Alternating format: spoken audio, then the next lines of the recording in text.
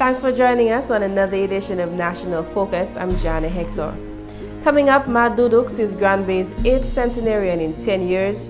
The Drug Prevention Unit anticipates a packed Drug Awareness Month, and the Silver Lake apartment complexes are said to be progressing well. Stay with us for details of these stories and more after the break. If you can believe this, come by my house and let me show you some movies. why can't you believe this? Some mothers don't believe their own children when they say they've been sexually abused, and they don't report it. Remember, if anyone asks to see or touch their private parts, touches them inappropriately, shows them or forces them to touch one's private parts, has sex with them, shows them pornographic material, or deliberately lets them hear or see the act of sex, then it is sexual abuse. Believe your child and report the sexual abuse. For more information about child abuse, contact these agencies.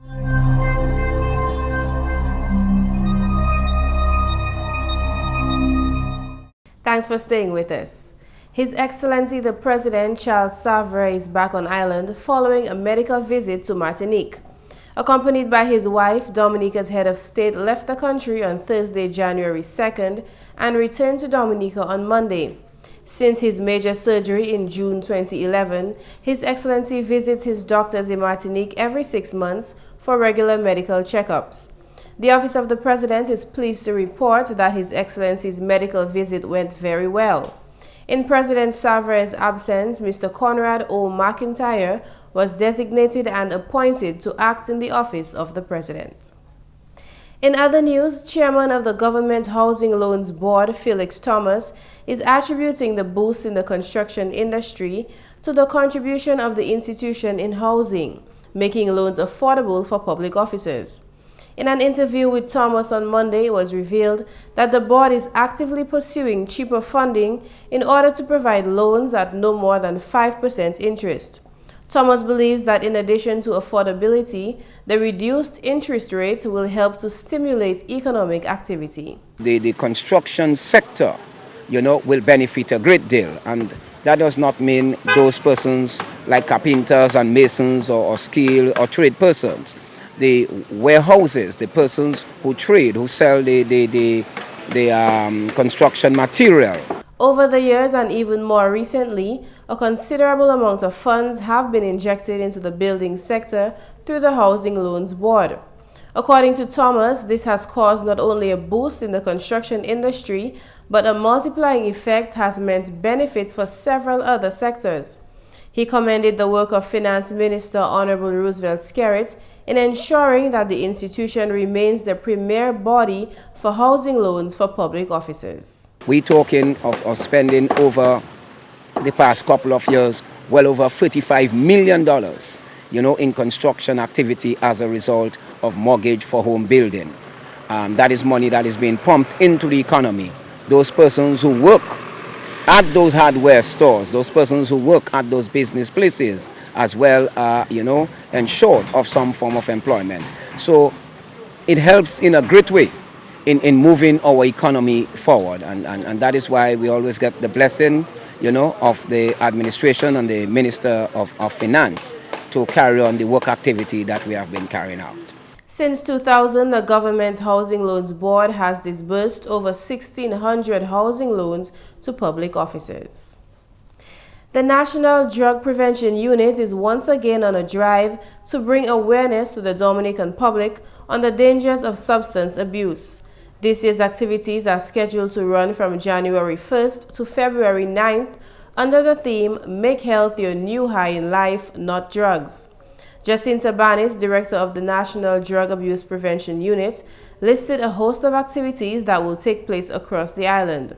The week begins with a message from Health Minister Honorable Julius Timothy. Tomorrow, Wednesday, we will be in Portsmouth at the Portsmouth Magistrate Court with an exhibition, and on Thursday, we'll go to Castle Bruce.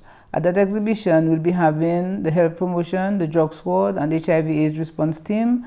They'll be showing off, the work that they're doing. And we have invited the schools around the vicinity to attend and to participate.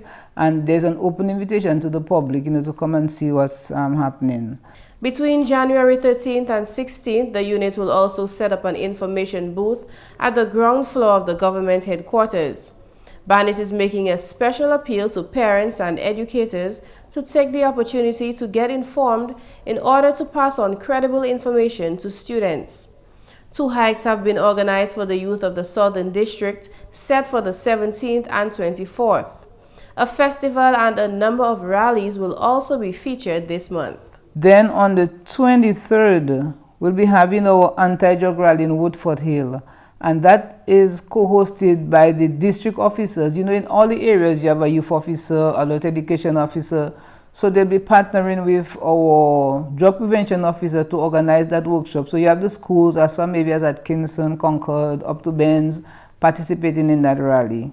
On the 28th, we'll be having a school performing arts festival, and that is targeted at the secondary schools. So we have different segments. We'll have them doing drama, choral speech, and song, and that will be judged. And in the afternoon, we have invited a number of local artists, to entertain the students. We have a big rally for schools in Roseau, particularly the grade 4 and 5 of the schools, and the second and third formers of the secondary school. So that will be a grand rally in Roseau and a march throughout the streets of Roseau. And I know the students are looking forward to that. A winner emerging from November's poster and poetry competition will be declared during this month. On February 2nd, there will be a candlelight vigil in the community of Kulibistri for persons of the Western District. All activities will culminate with a grand church service at the Grand Fork Catholic Church on February 9th.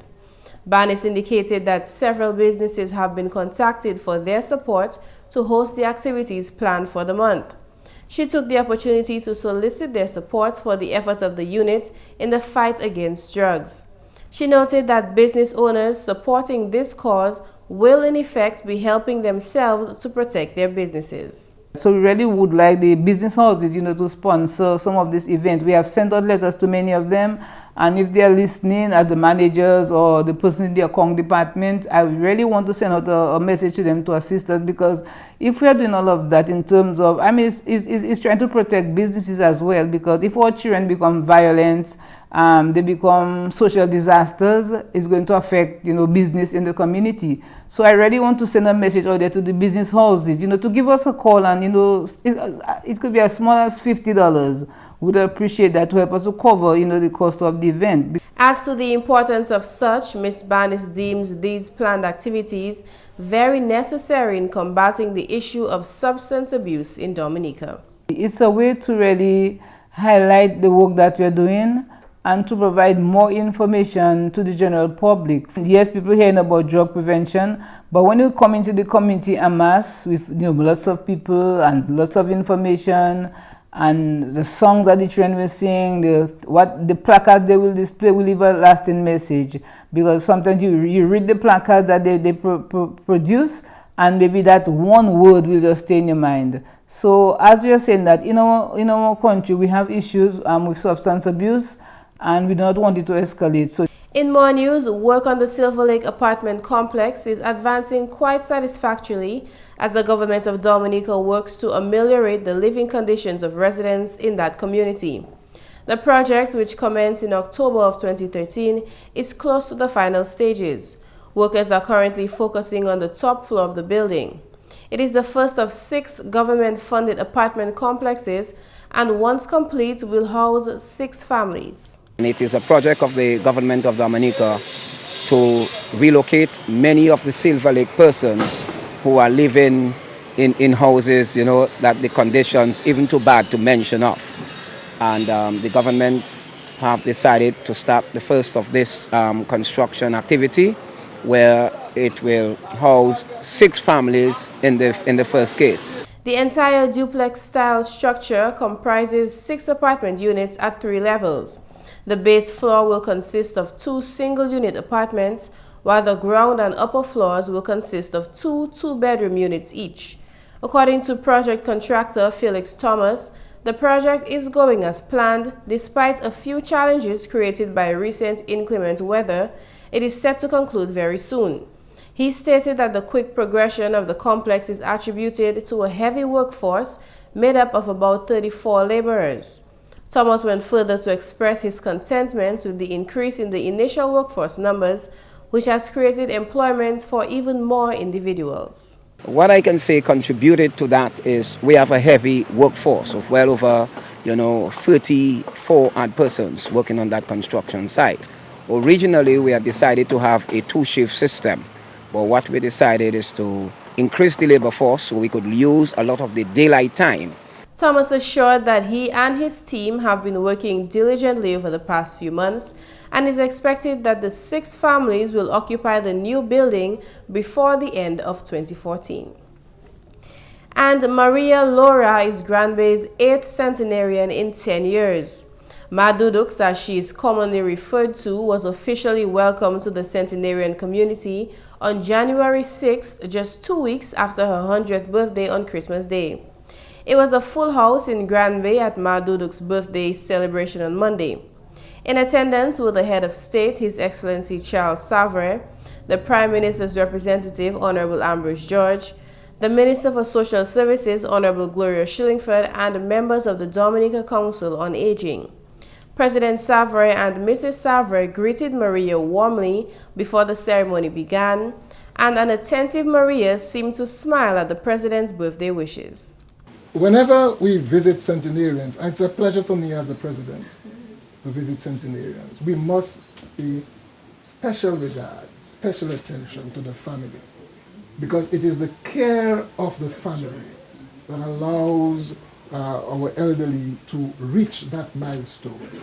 And without that care, I doubt very much it would be possible for any of those who've reached 100 to have reached the 100s. President Savre went on to read from an official congratulatory letter addressed to Maria from his office. On behalf of my wife and myself, I wish to extend to you my congratulations and good wishes on the occasion of the celebration of your 100th birthday, which you attained on Wednesday, the 25th of December, 2013.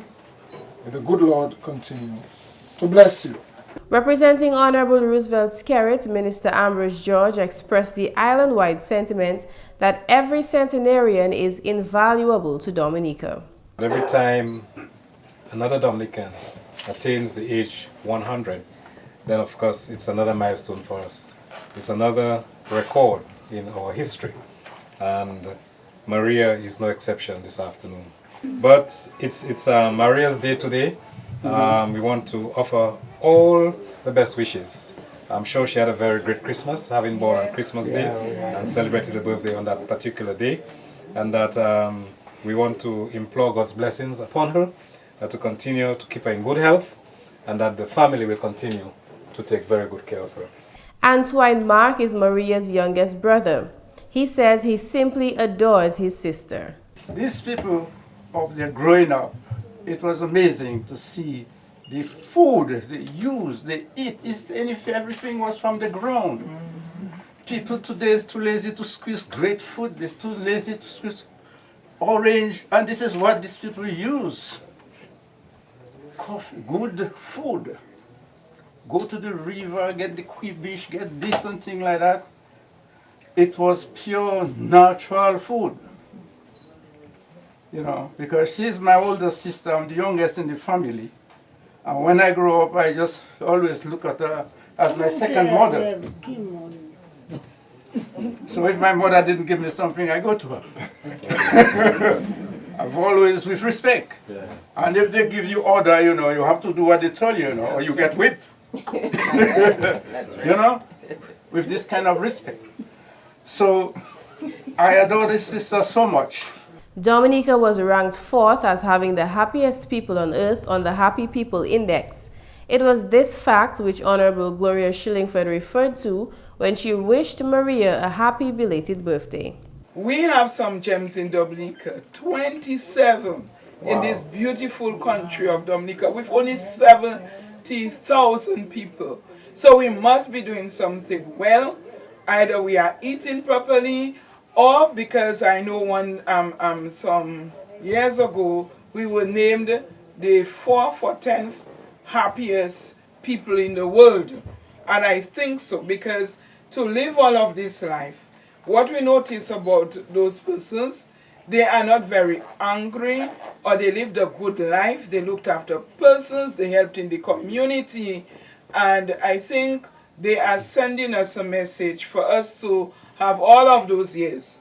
We need to leave all of the aggression and all of the selfishness and all of the anger behind, so that God will continue to give us that strength to be able to live for 100.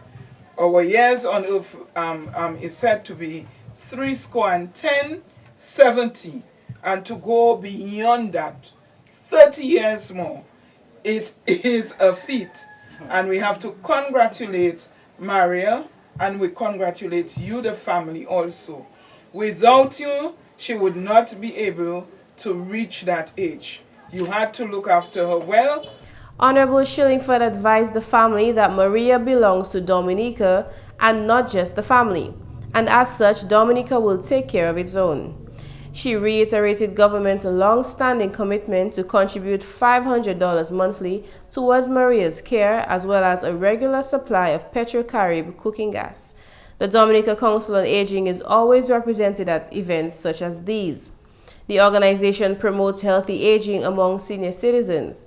Zetma Tuse represented the council at Maria's birthday celebration on Monday. I know that Miss Laura's actual birthday was on December 25th, on Christmas Day. What a beautiful day to be celebrating a birthday on the day that we recognize as Christ's birthday. Of course, today we are officially celebrating with you, but I know that the family members came from far and wide and were with you on your actual birthday, because I was told so. I take the opportunity on behalf of the Board of Directors, the staff and members of the Dominica Council on Aging, Inc., to extend warmest greetings to you. Okay, dear, congratulations. Utan Maria? All right. Good. Okay. God has truly blessed you over the years to bring you to this time. So congratulations also go out to your family, especially the carers, for paying attention to your needs and ensuring that you live out your remaining years in relative comfort and good health. Tuse reported that the Dominica Council on Aging regularly visits the island centenarians and is satisfied with their care and health. She told families to include and treasure their elders. I once again call on our people to cherish our seniors and keep them active and involved in family life for as long as possible. Cherish them because they are really gems. And one of the things I would love to see us doing more and more too is introducing them and making them be part of the family, so that the younger generation can cherish them as well, can learn from them, because they have a lot to offer us. And if we just take time to sit and listen to them, you can really get a lot from them. Maria makes Dominica's 27th centenarian. GIS takes this opportunity to congratulate Maria on her 100th. We wish you all the best.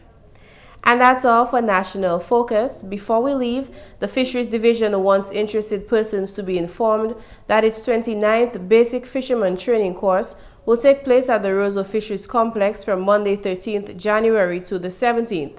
You are asked to confirm participation with the Roseau Fisheries Complex by this Friday, January 10th, 2014. Coming up next, what's the proven best way to wash your hands? Stay with us to find out.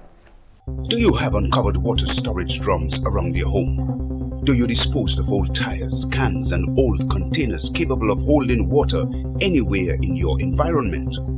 Are you being bitten by mosquitoes, particularly at dusk and early morning? Do you keep houseplants in water? Do you spend your hard-earned cash to control mosquitoes? Has your community experienced dengue fever outbreaks? If your answer is yes to at least 3 questions above, you are at risk to dengue fever. Join the fight against dengue fever. The responsibility for a dengue-free Dominica lies with you. So, get rid of the Aedes aegypti mosquito.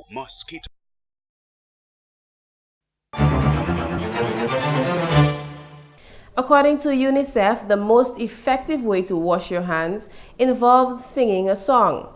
Begin by wetting one hand, then dispense a quarter-sized amount of liquid soap in the other hand. The time it takes to effectively clean your hands is the length of the happy birthday song.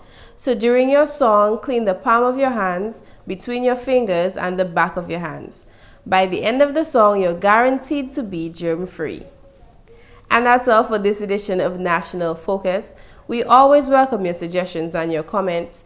Drop us an email at gis@dominica.gov.dm or visit our website news.gov.dm.